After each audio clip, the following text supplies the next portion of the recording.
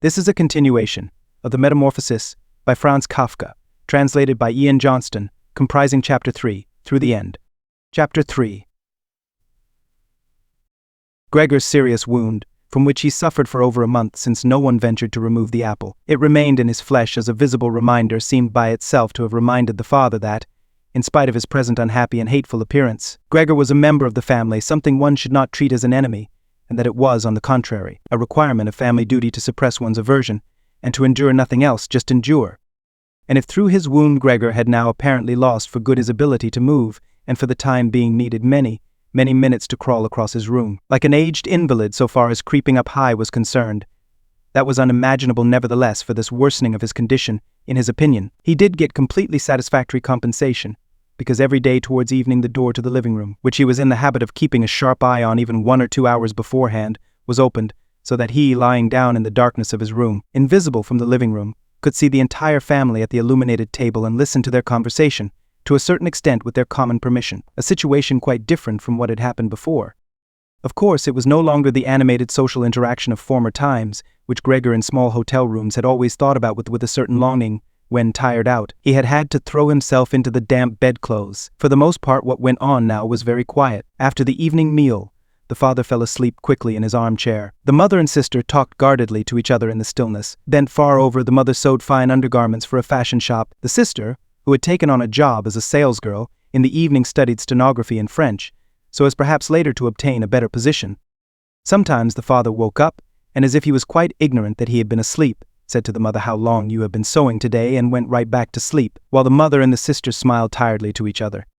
With a sort of stubbornness, the father refused to take off his servant's uniform even at home, and while his sleeping gown hung unused on the coat hook, the father dozed completely dressed in his place, as if he was always ready for his responsibility, and even here was waiting for the voice of his superior. As a result, in spite of all the care of the mother and sister, his uniform, which even at the start was not new, grew dirty, and Gregor looked, often for the entire evening, at this clothing, with stains all over it, and with its gold buttons always polished, in which the old man, although very uncomfortable, slept peacefully nonetheless.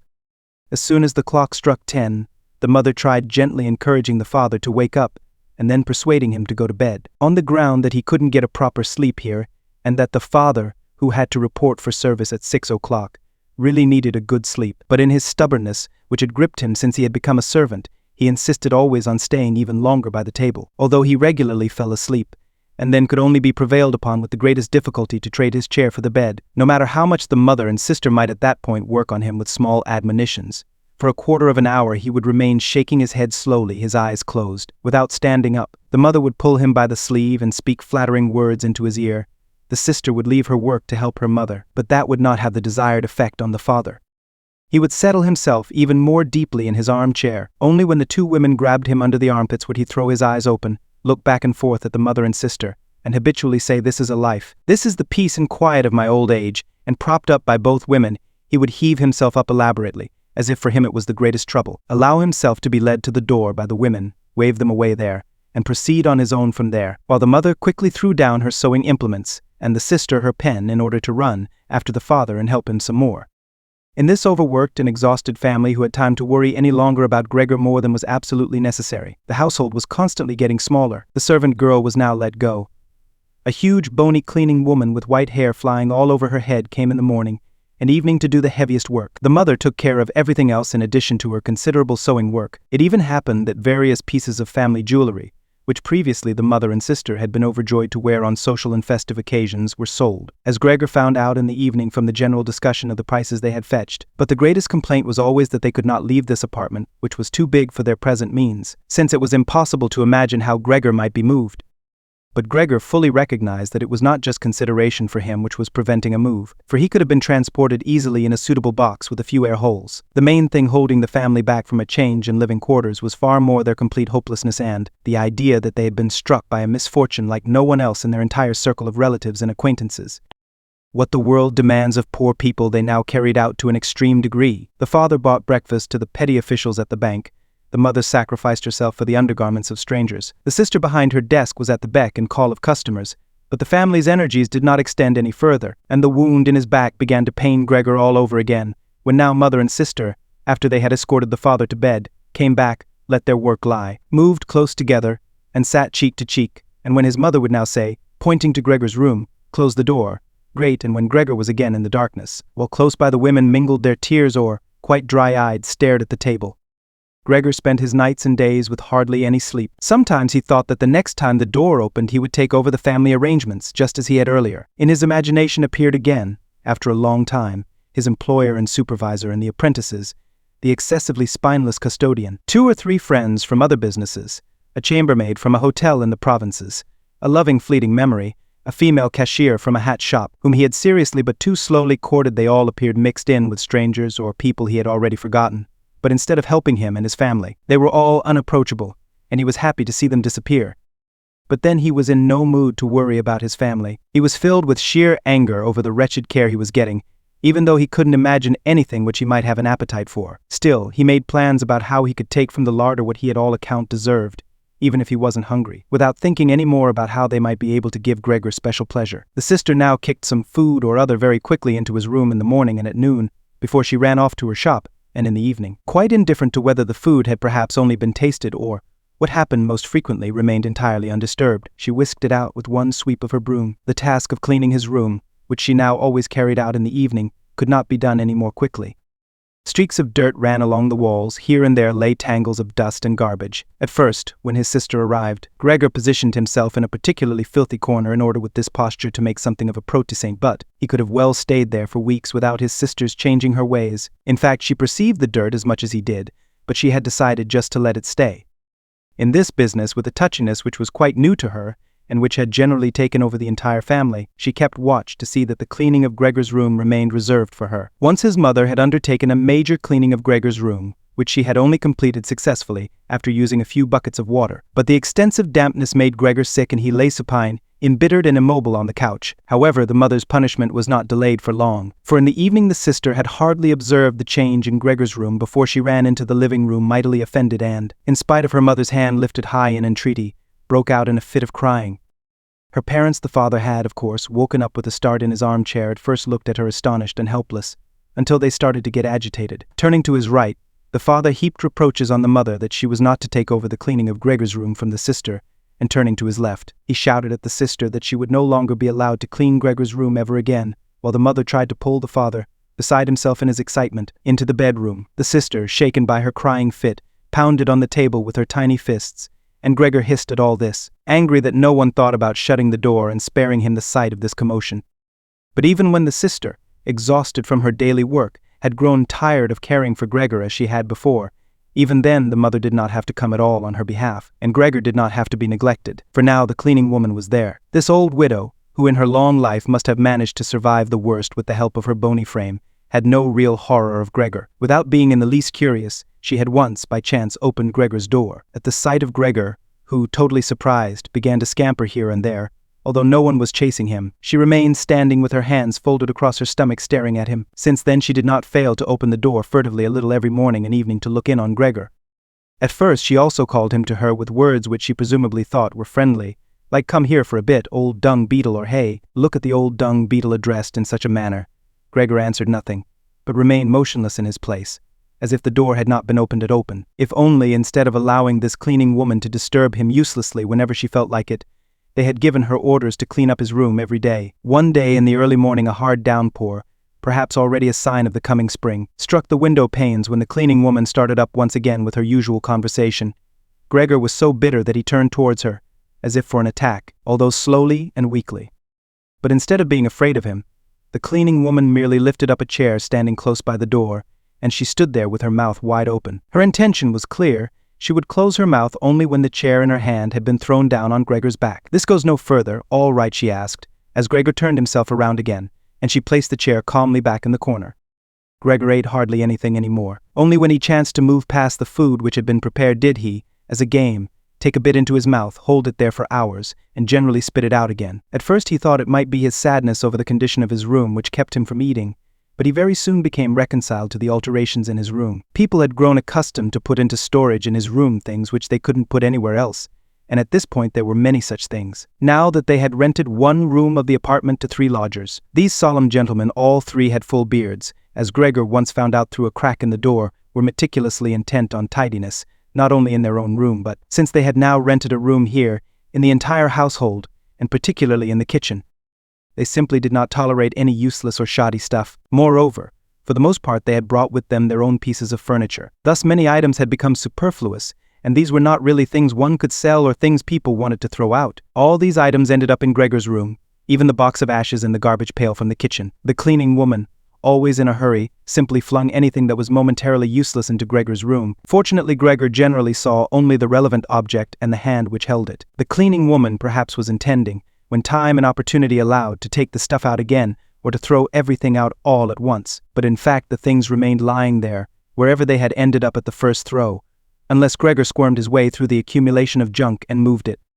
At first he was forced to do this because otherwise there was no room for him to creep around, but later he did it with a growing pleasure, although after such movements, tired to death and feeling wretched, he didn't budge for hours. Because the lodgers sometimes also took their evening meal at home in the common living room, the door to the living room stayed shut on many evenings. But Gregor had no trouble at all going without the open door. Already on many evenings when it was open he had not availed himself of it, but, without the family noticing, was stretched out in the darkest corner of his room. However, once the cleaning woman had left the door to the living room slightly ajar, and it remained open even when the lodgers came in the evening and the lights were put on. They sat down at the head of the table where in earlier days the mother, the father, and Gregor had eaten, unfolded their serviettes, and picked up their knives and forks. The mother immediately appeared in the door with a dish of meat, and right behind her the sister with a dish piled high with potatoes. The food gave off a lot of steam. The gentlemen lodgers bent over the plate set before them, as if they wanted to check it before eating, and, in fact, the one who sat in the middle for the other two he seemed to serve as the authority cut off a piece of meat still on the plate, obviously to establish whether it was sufficiently tender, whether or not something should be shipped back to the kitchen. He was satisfied, and mother and sister, who had looked on in suspense, began to breathe easily and to smile. The family itself ate in the kitchen. In spite of that, before the father went into the kitchen, he came into the room, and with a single bow, cap in hand, made a tour of the table. The lodgers rose up collectively and murmured something in their beards. Then, when they were alone, they ate almost in complete silence. It seemed odd to Gregor that, out of all the many different sorts of sounds of eating, what was always audible was their chewing teeth. As if by that Gregor should be shown that people needed their teeth to eat, and that nothing could be done, even with the most handsome toothless jawbone. I really do have an appetite, Gregor said to himself sorrowfully, but not for these things. How these lodgers stuff themselves, and I am dying. On this very evening the violin sounded from the kitchen. Gregor didn't remember hearing it all through this period.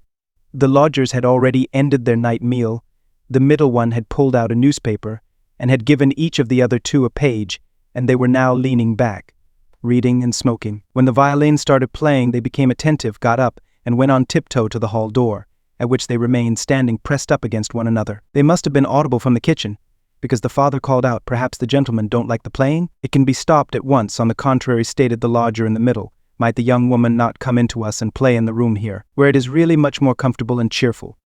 "Oh, thank you," cried out the father, as if he were the one playing the violin. The men stepped back into the room and waited. Soon the father came with the music stand, the mother with the sheet music, and the sister with the violin. The sister calmly prepared everything for the recital. The parents, who had never previously rented a room and therefore exaggerated their politeness to the lodgers, dared not sit on their own chairs. The father leaned against the door, his right hand stuck between two buttons of his buttoned-up uniform. The mother, however, accepted a chair offered by one lodger. Since she left the chair sit where the gentleman had chanced to put it, she sat to one side in a corner. The sister began to play. The father and mother, one on each side, followed attentively the movements of her hands. Attracted by the playing, Gregor had ventured to advance a little further forward, and his head was already in the living room. He scarcely wondered about the fact that recently he had had so little consideration for the others. Earlier this consideration had been something he was proud of, and for that very reason he would have had at this moment more reason to hide away, because as a result of the dust which lay all over his room and flew around with the slightest movement, he was totally covered in dirt. On his back and his sides he carted around with him dust, threads, hair, and remnants of food. His indifference to everything was much too great for him to lie on his back and scour himself on the carpet, as he often had done earlier during the day. In spite of his condition, he had no timidity about inching forward a bit on the spotless floor of the living room. In any case, no one paid him any attention. The family was all caught up in the violin playing. The lodgers, by contrast, who for the moment had placed themselves, hands in their trouser pockets, behind the music stand much too close to the sister, so that they could all see the sheet music, something that must certainly bother the sister, soon drew back to the window conversing in low voices with bowed heads, where they then remained, worriedly observed by the father. It now seemed really clear that, having assumed they were to hear a beautiful or entertaining violin recital, they were disappointed, and were allowing their peace and quiet to be disturbed only out of politeness. The way in which they all blew the smoke from their cigars out of their noses and mouths in particular led one to conclude that they were very irritated. And yet his sister was playing so beautifully. Her face was turned to the side, her gaze followed the score intently and sadly. Gregor crept forward still a little further, keeping his head close against the floor in order to be able to catch her gaze if possible. Was he an animal that music so captivated him? For him it was as if the way to the unknown nourishment he craved was revealing itself. He was determined to press forward right to his sister, to tug at her dress, and to indicate to her in this way that she might still come with her violin into his room, because here no one valued the recital as he wanted to value it. He did not wish to let her go from his room any more, at least not as long as he lived. His frightening appearance would for the first time become useful for him. He wanted to be at all the doors of his room simultaneously and snarl back at the attackers.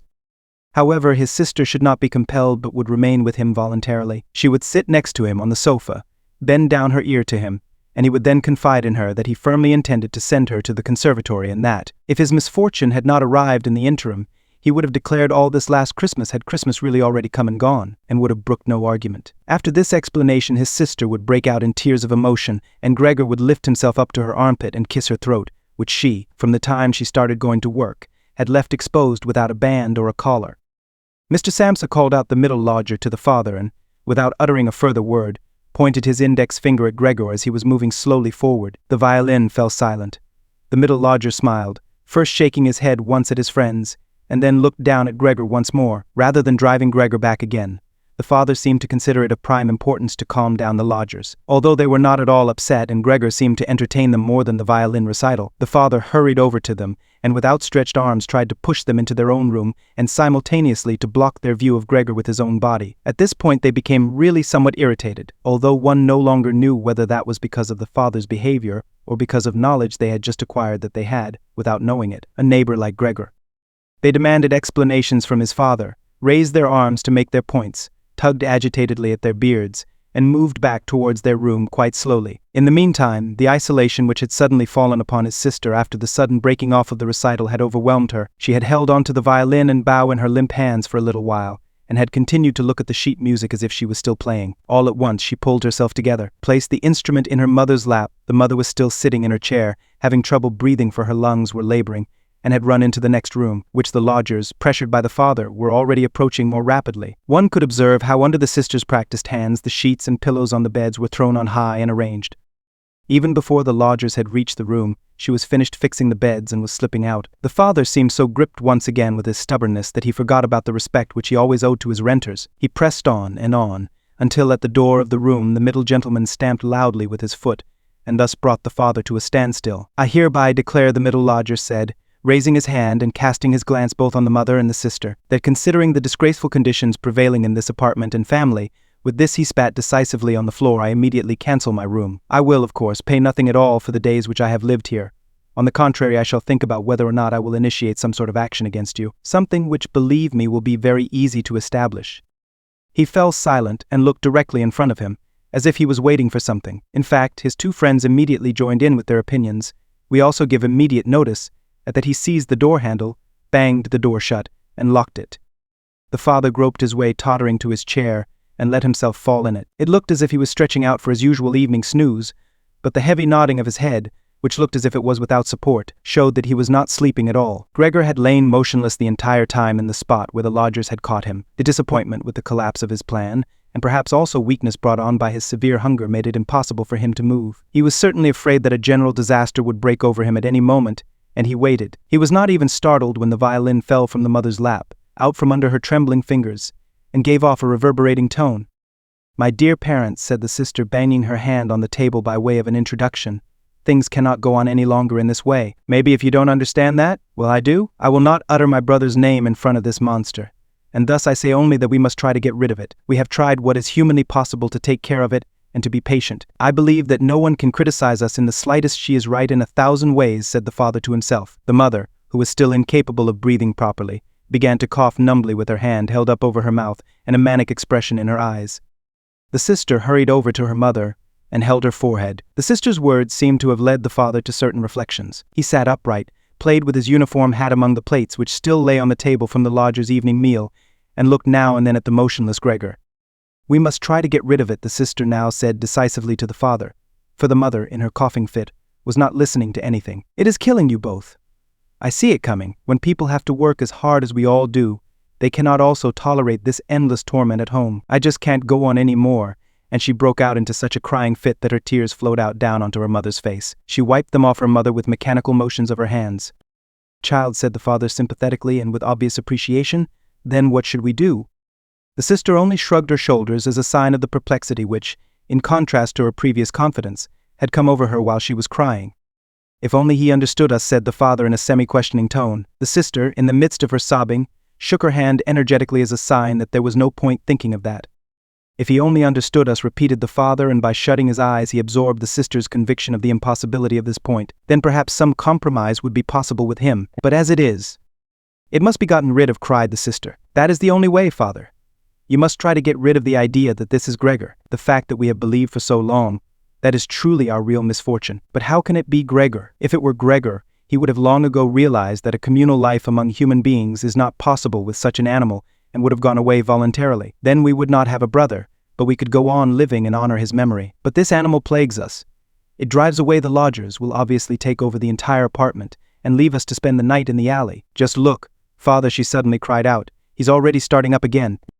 With a fright which was totally incomprehensible to Gregor, the sister even left the mother, pushed herself away from her chair, as if she would sooner sacrifice her mother than remain in Gregor's vicinity, and rushed behind her father, who, excited merely by her behavior, also stood up and half raised his arms in front of the sister as though to protect her. But Gregor did not have any notion of wishing to create problems for anyone, and certainly not for his sister. He had just started to turn himself around in order to creep back into his room, quite a startling sight, since, as a result of his suffering condition, he had to guide himself through the difficulty of turning around with his head, in this process lifting and banging it against the floor several times. He paused and looked around. His good intentions seemed to have been recognized. The fright had lasted only for a moment. Now they looked at him in silence and sorrow. His mother lay in her chair, with her legs stretched out and pressed together. Her eyes were almost shut from weariness. The father and sister sat next to one another. The sister had set her hands around the father's neck. "Now perhaps I can actually turn myself around," thought Gregor, and began the task again. He couldn't stop puffing at the effort, and had to rest now and then. Besides, no one was urging him on. It was all left to him on his own. When he had completed turning around, he immediately began to wander straight back. He was astonished at the great distance which separated him from his room, and did not understand in the least how in his weakness he had covered the same distance a short time before, almost without noticing it. Constantly intent only on creeping along quickly, he hardly paid any attention to the fact that no word or cry from his family interrupted him. Only when he was already in the door did he turn his head, not completely, because he felt his neck growing stiff. At any rate, he still saw that behind him nothing had changed. Only the sister was standing up. His last glimpse brushed over the mother, who was now completely asleep. Hardly was he inside his room when the door was pushed shut very quickly, bolted fast, and barred. Gregor was startled by the sudden commotion behind him, so much so that his little limbs bent double under him. It was his sister who had been in such a hurry. She had stood up right away, had waited, and had then sprung forward nimbly. Gregor had not heard anything of her approach. She cried out finally to her parents, as she turned the key in the lock. What now? Gregor asked himself and looked around him in the darkness. He soon made the discovery that he could no longer move at all. He was not surprised at that.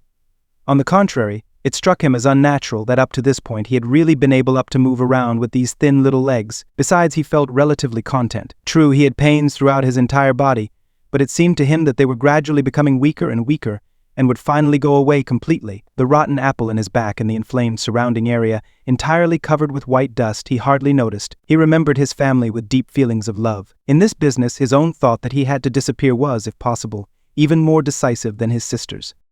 He remained in this state of empty and peaceful reflection until the tower clock struck 3 o'clock in the morning. From the window he witnessed the beginning of the general dawning outside. Then, without willing it, his head sank all the way down, and from his nostrils flowed out weakly his last breath.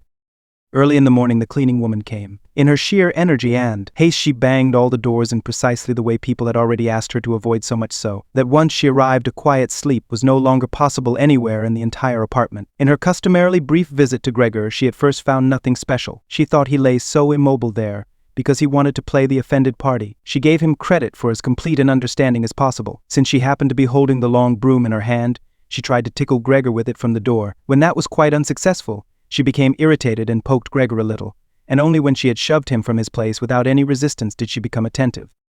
When she quickly realized the true state of affairs, her eyes grew large. She whistled to herself. However, She didn't restrain herself for long. She pulled open the door of the bedroom and yelled in a loud voice into the darkness, "Come and look. It's kicked the bucket.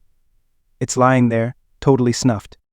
The Samsa married couple sat upright in their marriage bed and had to get over their fright at the cleaning woman before they managed to grasp her message. But then Mr. and Mrs. Samsa climbed very quickly out of bed, one on either side. Mr. Samsa threw the bedspread over his shoulders. Mrs. Samsa came out only in her night shirt, and like this they stepped into Gregor's room. Meanwhile, the door of the living room, in which Gregor had slept since the lodgers had arrived on the scene, had also opened. She was fully clothed, as if she had not slept at all. Her white face also seemed to indicate that. "Dead," said Mrs. Samsa and looked questioningly at the cleaning woman, although she could check everything on her own and even understand without a "ooh."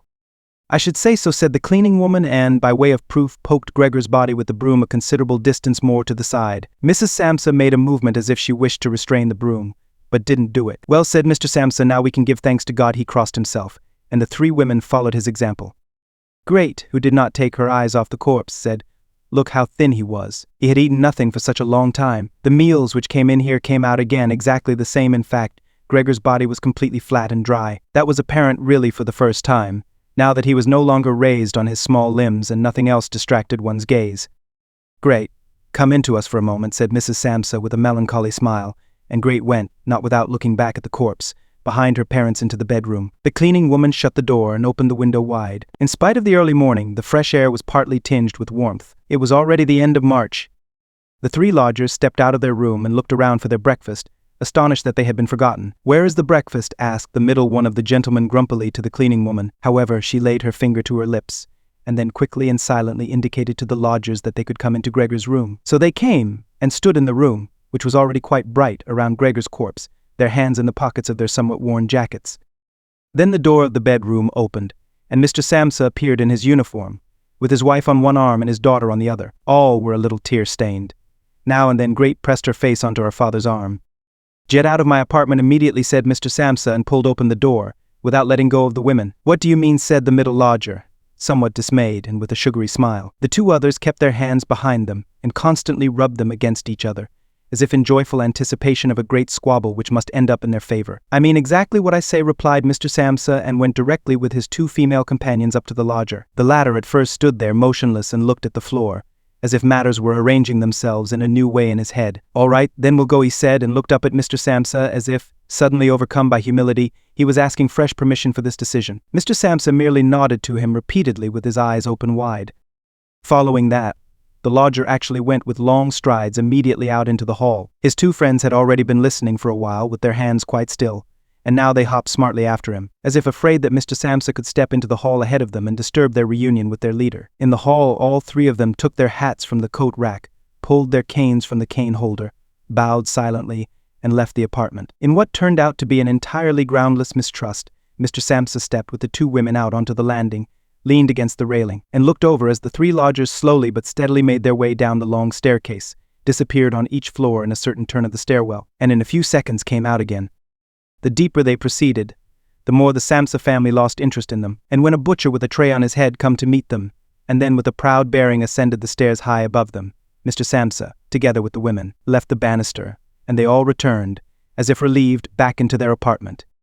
They decided to pass that day resting and going for a stroll. Not only had they earned this break from work, but there was no question that they really needed it. And so they sat down at the table and wrote 3 letters of apology, Mr. Samsa to his supervisor, Mrs. Samsa to her client, and Great to her proprietor. During the writing, the cleaning woman came in to say that she was going off, for her morning work was finished. The 3 people writing at first merely nodded, without glancing up. Only when the cleaning woman was still unwilling to depart did they look up angrily. "Well," asked Mr. Samsa. The cleaning woman stood smiling in the doorway, as if she had a great stroke of luck to report to the family, but would only do it if she was asked directly.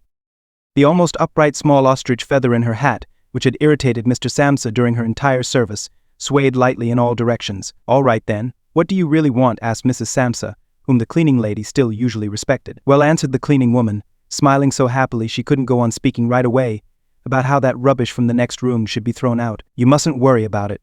It's all taken care of, Mrs. Samsa," and Great bent down to their letters, as though they wanted to go on writing. Mr. Samsa, who noticed that the cleaning woman wanted to start describing everything in detail, decisively prevented her with an outstretched hand. But since she was not allowed to explain, she remembered the great hurry she was in, and called out, clearly insulted, bye-bye. Everyone turned around furiously and left the apartment with a fearful slamming of the door.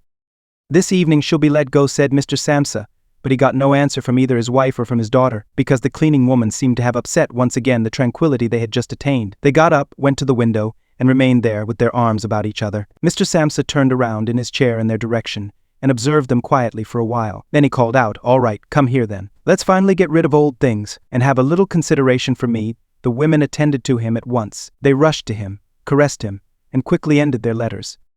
Then all three left the apartment together, something they had not done for months now, and took the electric tram into the open air outside the city. The car in which they were sitting by themselves was totally engulfed by the warm sun. Leaning back comfortably in their seats, they talked to each other about future prospects, and they discovered that on closer observation these were not at all bad, for the three of them had employment, about which they had not really questioned each other at all, which was extremely favorable, and with especially promising prospects. The greatest improvement in their situation at this moment, of course, had to come from a change of dwelling. Now they wanted to rent an apartment smaller and cheaper, but better situated, and generally more practical than the present one, which Gregor had found.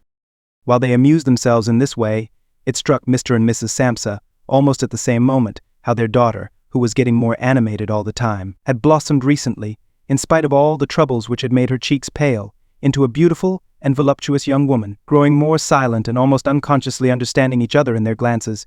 They thought that the time was now at hand to seek out a fame, and it was something of a confirmation of their new dreams and good intentions when at the end of their journey their daughter got up first and stretched her young body. The end.